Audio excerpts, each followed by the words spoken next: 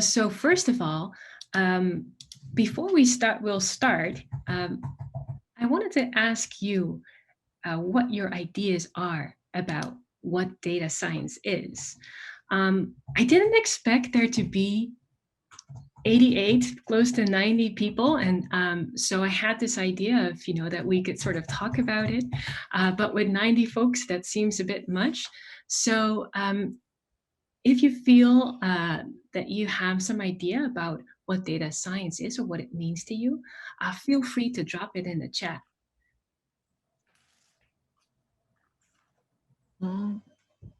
The chat is blocked, Sandy, but I'm Oh, it's gonna. locked. Oh, Yeah, okay. I'm gonna.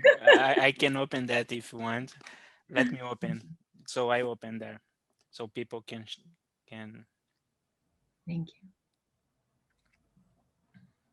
Donna, you didn't think that there was so much interest in your program, but there is. Yeah, it's very good to see. We've had webinars before in general, and usually we had about 30 people, which makes it a bit more manageable. You're in the big time now. Yeah. All right, I see some responses coming in. Analyze data to improve solutions, programming, learn from data, smiley face. Science of using data to solve problems, getting insights from data. All right, interesting. It's good to see. Data to make discoveries and decisions. Excellent. So from your responses, I see that many of you have already some ideas about data science. Maybe some of you are a little bit confused about what data science is and what it could be for education.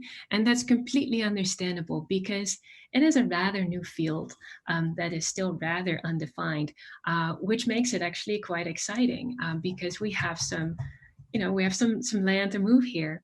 So usually when we're thinking about data science, some common working definitions are that it's an interdisciplinary field, meaning that people with different scientific backgrounds are active in this field, that uses scientific methods, processes, algorithms, and systems to extract knowledge and insights from structured or unstructured data. So many of the chat submissions that I see really already hint towards that.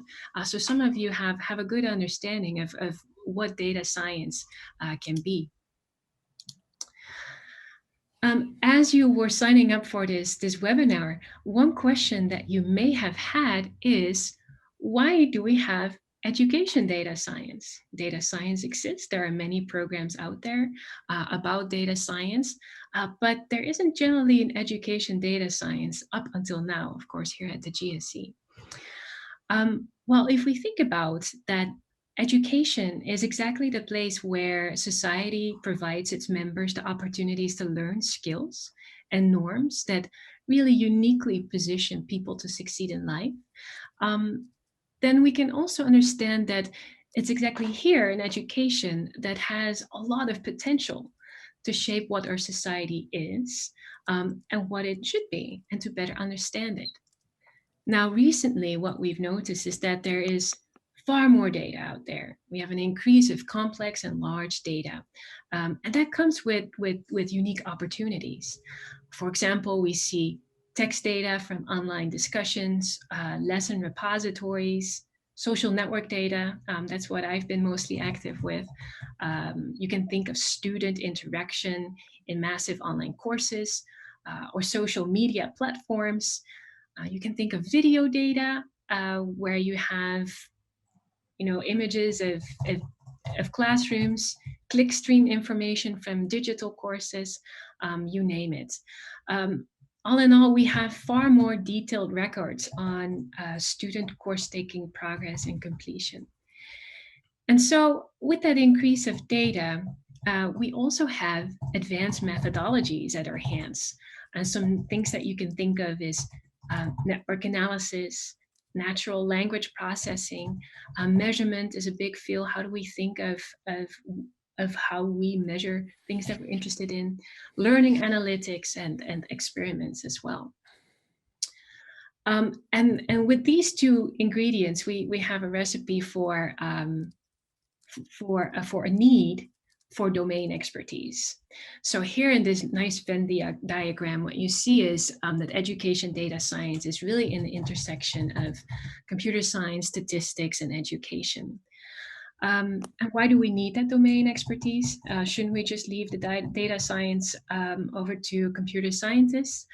Well, in this master's program, we are convinced that domain expertise is very important. There's a real issue if you think about this idea of strangers in a data set, people who are removed from the topic in multiple levels.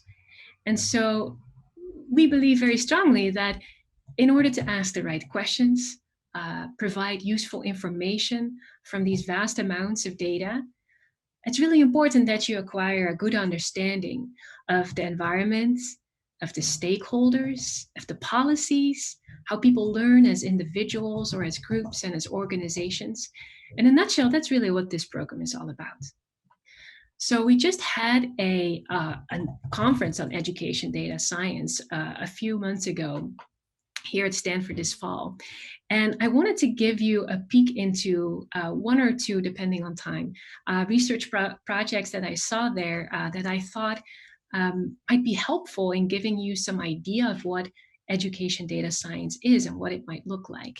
And so I'm going to highlight some papers from that conference that I thought were pretty interesting. And I'm also going to drop this link in the chat because it's really nice that the organizers made all the papers and talks available.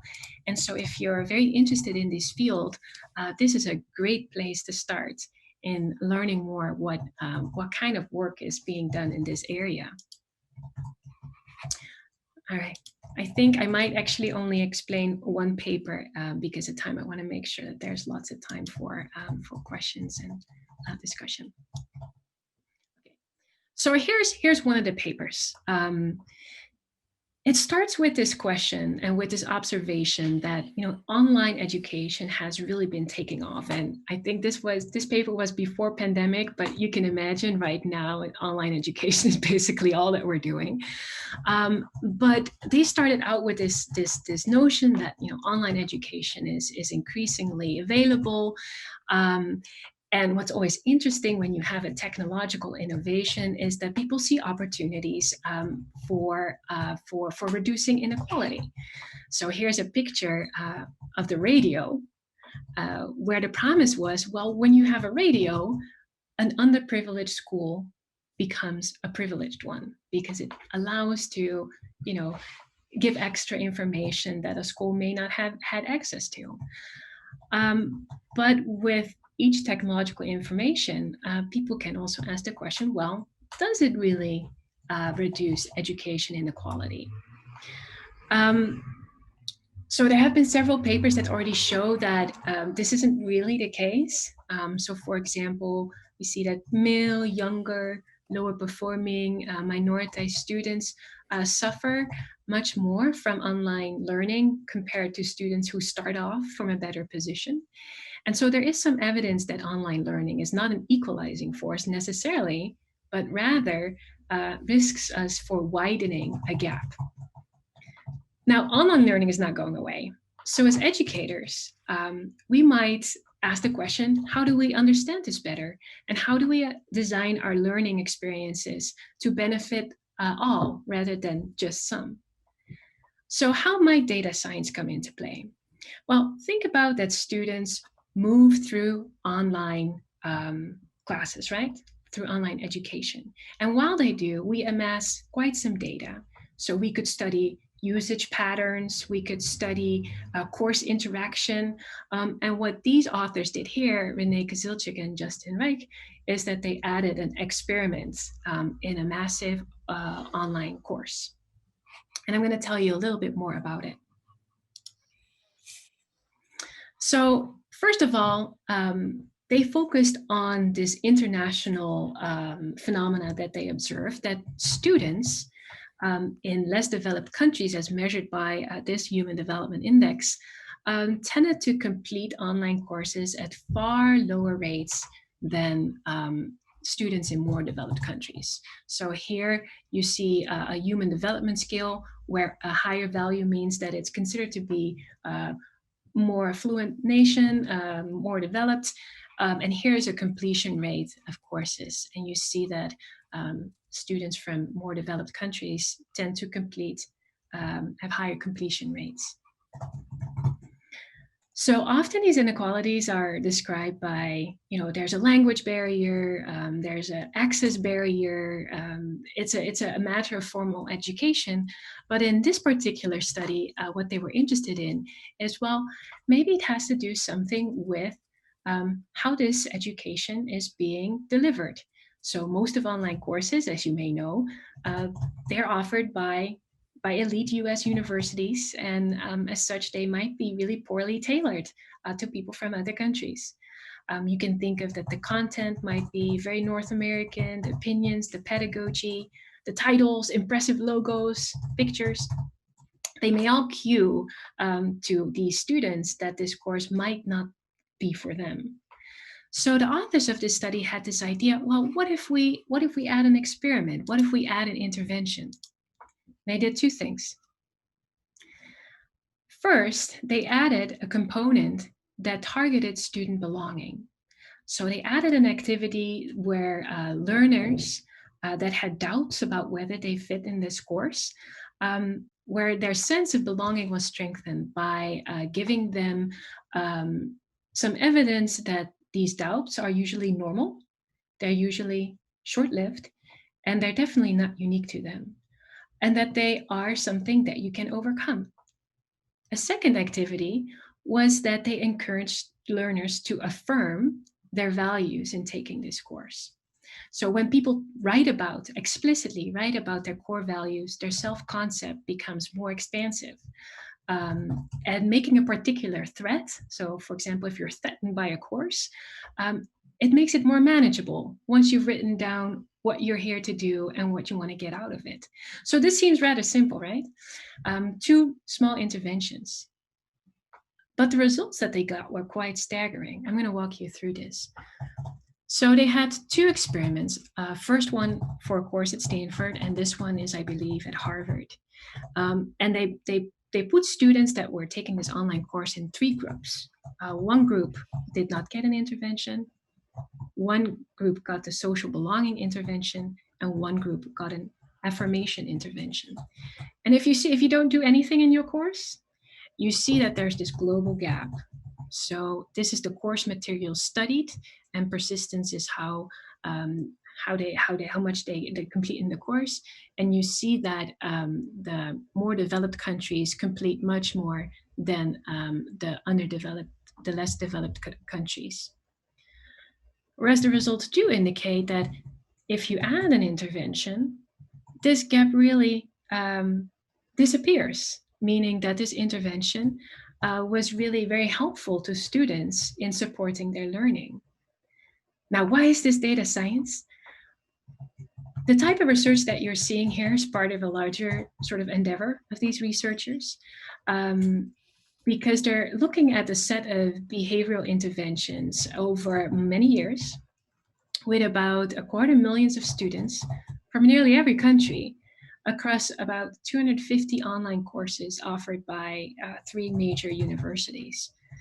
And so we see that by the availability of these data and these newer sort of education institutions, online courses, we have an opportunity to really understand what might benefit learning globally. I had another example, but I think I'm going to skip it because of time. I will gloss over it. So there are many other examples of how data science can be very, very helpful in understanding how we learn.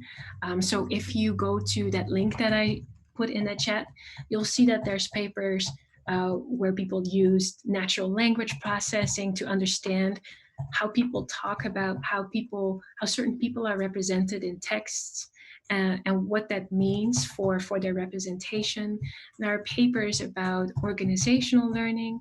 There are papers about networks. But all of these papers sort of have in common is that they're making use of less traditional data, that they're making use of a host of methodological tools ranging from experiments to more to advanced algorithms. So I really encourage you, if you're interested, to take a peek there. But I'm going to go ahead and talk about this program more in particular, because that's what you came for. All right, education data science. This program is new, so we haven't had it before. We're going to start next year. It's a program that integrates that complex and rich disciplines of computer science and statistics with education and social science theory. So it would prepare you to apply these data science skills to particular education, research topics, and practice. Here are some core components. It's a 6-quarter program, so it's going to take you 18 months to complete. And it's going to be cohort-based. We're going to start small with 10 students, but hopefully we will be able to expand over time. And there's going to be 5 specialization tracks. You can think of things like learning sciences, education policy, assessment, social learning, organizational learning, ethics. These are some of the tracks that you can think of. And for data science, you can think of NLP, which is natural language processing, networks, experiments, causal learning analytics. Because it's a very long program, we have opportunities to do an internship or a research assistantship in the summer, which should allow you to put your newfound knowledge and skills onto a concrete and real project. And then another important element of this program is that in the end, the last part of the program, we'll be working on a capstone project where hopefully you can tie everything together. Oops. So here's a sample of the timeline. In the beginning, you'll focus really on the essentials, and you'll have required courses in statistics and a particular education domain. But after that, you will also venture out in specializations. In summer, you'll have your internship.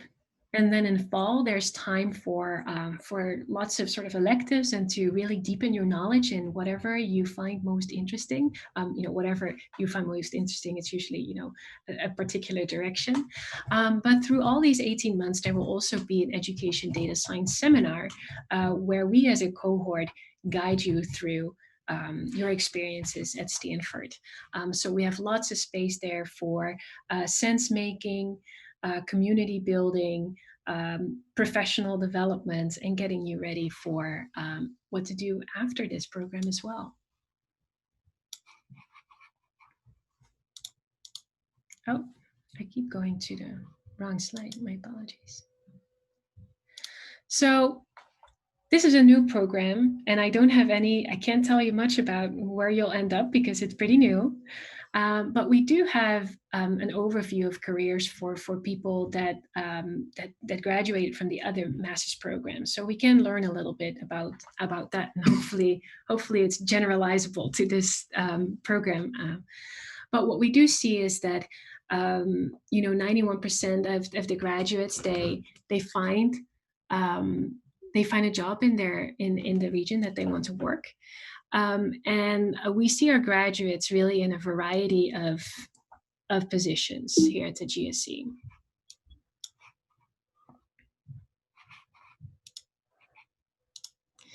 So for these other programs, what you see is that some people end up in academia, some people end up in the private sector, education, philanthropy, international development.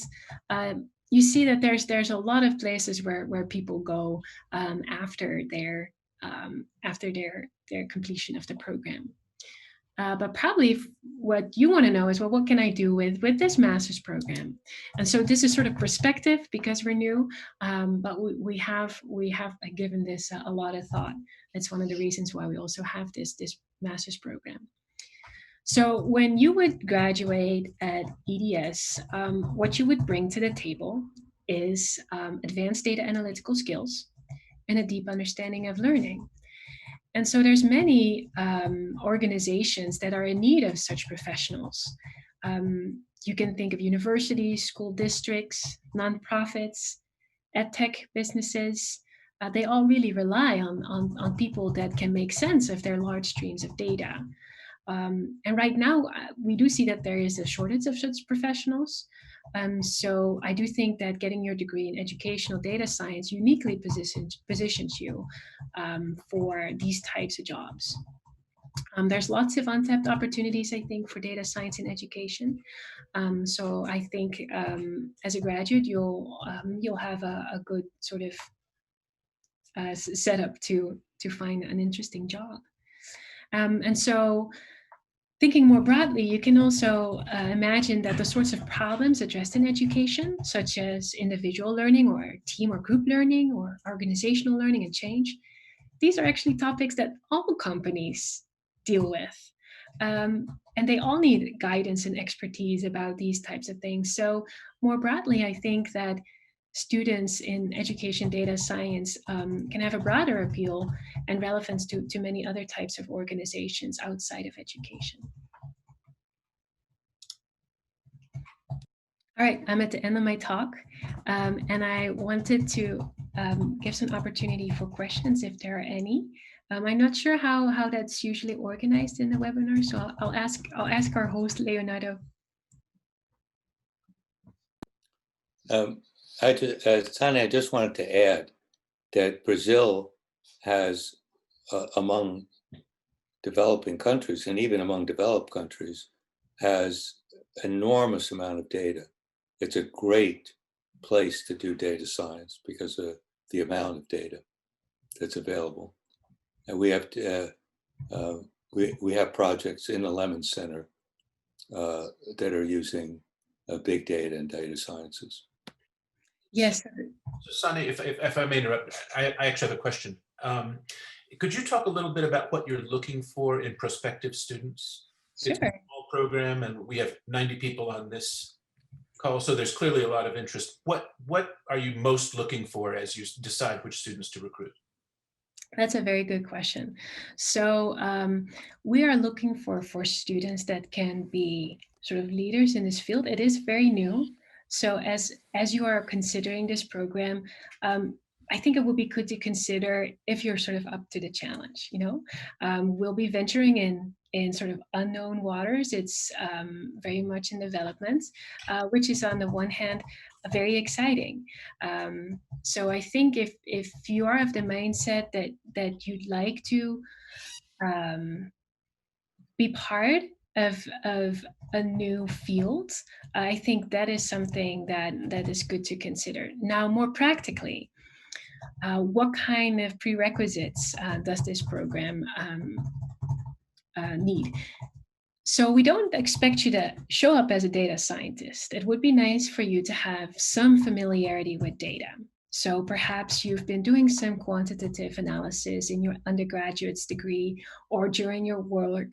It doesn't have to be super fancy, but it would be good to see that you understand the opportunities of data and that you know that it's something for you, that you like it. What's very important is that this is a program that's very particular for education as well, is that we are looking for students that are not just interested in learning the latest and newest algorithms, but are also really passionate about an education topic. This is a master's program, so again, if we're thinking about demonstrated knowledge, maybe this is a time in your life when you're doing a master's program where this is maybe the first time that you're expressing an interest. So don't truly fret about that as well. But it is very important for you to realize that this is a different type of data science program than the more general ones. It's going to be really tailored to education. And although you will be taking many courses outside of the GSE in terms of data science, the fact that this program is going to be focusing a lot on domain knowledge as well is that so the domain interest is something that we find very important as well. There are a bunch of questions that are very connected to your previous answer, but I think they want to understand more details about the application process. When you are looking at the CVs and the letters of recommendation, or even uh, the the personal letter, right? So what do you consider in the application? The GRE, the TOEFL? I mean, we are talking about international students here, so the TOEFL is very important, I think, for them. And also, they want to know more details about, uh, okay, what are the deadlines to the application in this year, if they still have time to apply. If you can, there are a bunch of questions in these directions. In this direction, if you can be a little bit more specific in terms, okay, what is the pathway to apply? Sure, I'm happy to elaborate on that. I actually have some slides on that. So let me share my screen again. So first of all, let me start off with the timeline. There's still time to apply. So the deadline is January 8th. And so that means that you still have a short month to apply. When you apply, we will start, going through your application, and then you can expect a decision in early March. Then we'll give you some time to consider whether you want to come. We hope that you do, of course. And so your response has to be due by April 15 in 2021. And then the beginning of the courses would be in September 20. All right. So in terms of applications, I mean, I won't go through sort of all the elements of the application. You can find it on our app, on our website. But I do have some application tips that we generally share with prospective applicants. Start early. That means that you probably want to sort of start now, because there are quite some things that you do have to collect. For example, the recommendation letters, they depend on other people. So you want to sort of reach out to them.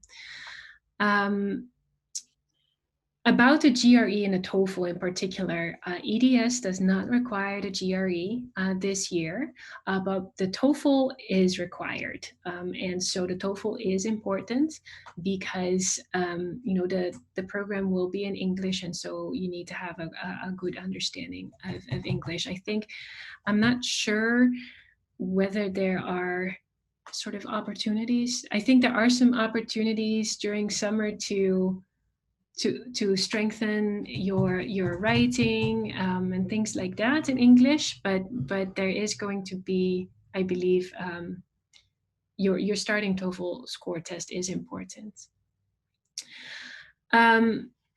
These are some tips that admissions usually gives out. So we do have there's a statement of purpose, and those will be read very carefully, and then there are some supplemental essay questions that hopefully will show us that you understand sort of what the opportunities of data are, and that you have an idea of what you'd like to learn here at EDS. And so those are also very important. We'll be looking very closely on those. Then, of course, the resume and transcripts can be unofficial uploaded copy. And about 3 letters of recommendation, the website says that there is a strong preference for academic letter writers, so a professor. But so at least one would be good to have there, and have an academic letter writer. But you can also imagine that in absence of those, you may have a supervisor or a coworker, a manager that may speak about your sort of academic qualities. The website has on our website, EDS, I think that there, or like the GSE in general, there's an application checklist to check your status, which you might feel very to be very useful. And so these are the tips that I can share with you.